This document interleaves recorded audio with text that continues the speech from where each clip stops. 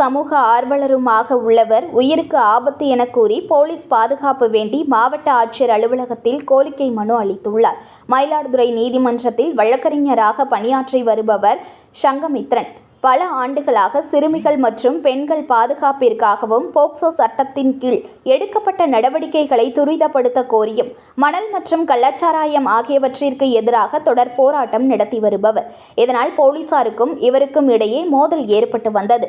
இந்நிலையில் சங்கமித்ரன் வழக்கறிஞர் மீது சென்னை பார் அசோசியேஷனுக்கு மயிலாடுதுறை மாவட்ட காவல் கண்காணிப்பாளர் புகார் அளித்து நடவடிக்கை எடுக்க கோரியிருந்தார். 2012 அதிமுக மாவட்ட செயலாளர் பவுன்ராஜ் இவரை கொல்ல முயற்சித்த வழக்கிலும் மயிலாடுதுறையில் வீட்டை அபகரித்த வழக்கிலும் பவுன்ராஜை கைது செய்யாமல் போலீசார் அவருக்கு சாதகமாக இருப்பதாலும் கஞ்சா, மணல் மாஃபியா, கள்ளச்சாராய கடத்தல், பேர்வழிகளுக்கு ஆதரவாக செயல்படுபவர்களிடமிருந்து பாதுகாக்கவும் தமது வழக்கறிஞர் தொழிலை முடக்க அரசு வழக்கறிஞருடன் கூட்டு சேர்ந்து தனிப்பிரிவு ஆய்வாளர் பாலச்சந்தர் தூண்டுதலால் காவல் கண்காணிப்பாளர் நடப்பதால் தன் உயிருக்கு ஆபத்து இருப்பதாகவும் போலீஸ் பாதுகாப்பு வேண்டும் என்பது போன்ற பல்வேறு கோரிக்கைகளை வலியுறுத்தி மயிலாடுதுறை மாவட்ட ஆட்சியர் அலுவலகத்தில் மனு ஒன்றை அளித்து பாதுகாப்பு கோரியுள்ளார்.